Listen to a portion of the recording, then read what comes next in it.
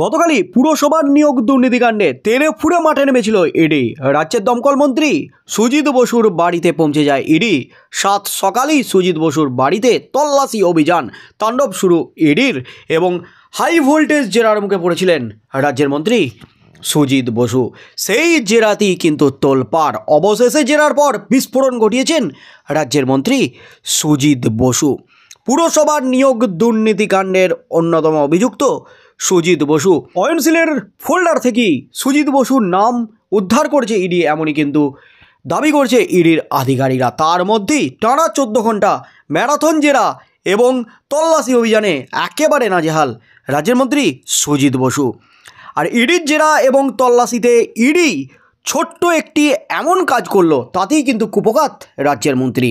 কোটিপতি হয়েও মন্ত্রী মশাই পড়েছেন চরম বিপাকে।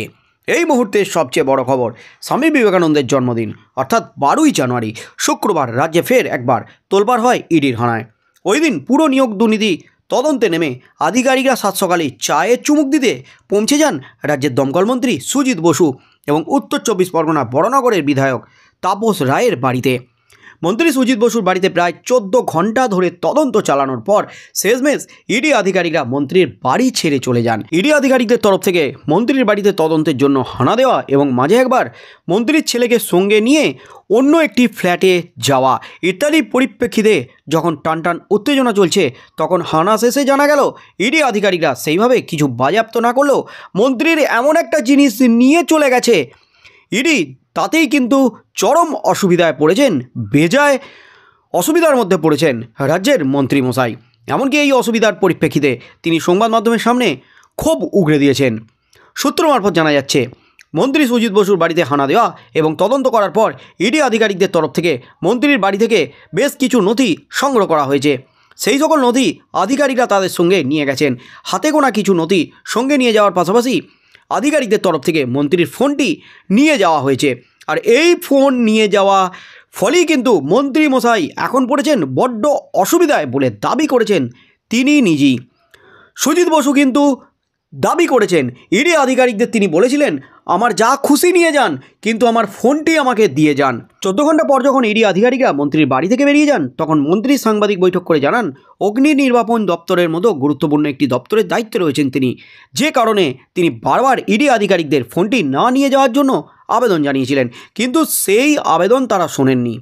আর এখন তার কাছে ফোন না থাকার ফলে কারোর সঙ্গে যোগাযোগ করতে পারছেন না এবং চরম অসুবিধার মধ্যে পড়েছেন। সন্ধ্যাবেলায় মন্ত্রী সুজিত বসু সাংবাদিকদের মুখোমুখি হয়ে জানান, আমি ইডি আধিকারিকদের বলেছিলাম আপনারা যা খুশি নিয়ে যান, আমার কোনো অসুবিধা নেই, শুধু আমার ফোনটি আমাকে ফেরত দিয়ে যান। কিন্তু তারা আমার কোনো কথা শোনেননি এবং ফোনটি নিয়ে চলে যান। ফোন নিয়ে যাওয়ার ফলে আমি চরম অসুবিধায় পড়েছি। এর পাশাপাশি সুজিত বসু হুঙ্কার দিয়ে জানান, তারা কোনো ভুল কাজ করেননি, তারা সব সঠিক কাজ করেছেন এবং মানুষের পাশে আছেন। তার মধ্যেই কিন্তু হুলস্থুল রাজ্য রাজনীতি। রাজ্যের মন্ত্রী সুজিত বসুর বাড়িতে টানা 14 ঘন্টা তল্লাশি অভিযানে একাধিক নথি বাজেয়াপ্ত করেছে। সেই নথিগুলি যাচাই করে দেখছে ইডি আধিকারিকরা। তারপর পরবর্তী পদক্ষেপ নিতে চলেছে ইডি, এমনই কিন্তু খবর উঠে আসছে। পুরসভার নিয়োগ দুর্নীতিকাণ্ডে অয়নশীল গ্রেপ্তার হওয়ার পরপরই কিন্তু একাধিক বিস্ফোরক নাম সামনে এসেছিল। রাজ্যের মন্ত্রীকে জেরার জন্য তলব করেছিল ইডি, কিন্তু সেই জেরায় হাজির হননি রাজ্যের মন্ত্রী। তবে এবার কিন্তু একেবারে আটঘাট বেঁধে রাজ্যের মন্ত্রীর বাড়িতে পৌঁছে যায় সাত সকালেই ইডি। রাজ্যের মন্ত্রীকে হাই ভোল্টেজ জেরা করে একাধিক তথ্য পেয়েছে ইডি, তার সাথে সাথে নথিতে কিন্তু একেবারে বিস্ফোরণ, এমনই কিন্তু খবর উঠে আসছে। আর তার মধ্যেই মন্ত্রী সুজিত বসুর বাড়িতে নিয়োগ দুর্নীতিকাণ্ড সংক্রান্ত যা নথি পেয়েছে, তার মধ্যে মন্ত্রী সুজিত বসুর মোবাইল ফোনটি নিয়ে কিন্তু চলে গেছে ইডির আধিকারিকরা। তাতেই পড়েছেন চরম বিপাকে রাজ্যের মন্ত্রী সুজিত বসু। পরবর্তী পর্যায়ে ইডি কী পদক্ষেপ নেন, যে সমস্ত তথ্য নথি উদ্ধার হয়েছে সেগুলি যাচাই করে ইডি পরবর্তী স্টেপ কী নেন, সেদিকে চোখ থাকবে গোটা রাজ্যের।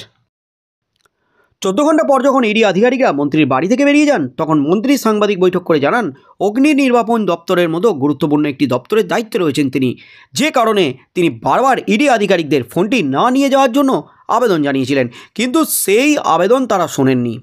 আর এখন তার কাছে ফোন না থাকার ফলে কারোর সঙ্গে যোগাযোগ করতে পারছেন না এবং চরম অসুবিধার মধ্যে পড়েছেন। সন্ধ্যাবেলায় মন্ত্রী সুজিত বসু সাংবাদিকদের মুখোমুখি হয়ে জানান, আমি ইডি আধিকারিকদের বলেছিলাম আপনারা যা খুশি নিয়ে যান, আমার কোনো অসুবিধা নেই, শুধু আমার ফোনটি আমাকে ফেরত দিয়ে যান। কিন্তু তারা আমার কোনো কথা শোনেননি এবং ফোনটি নিয়ে চলে যান।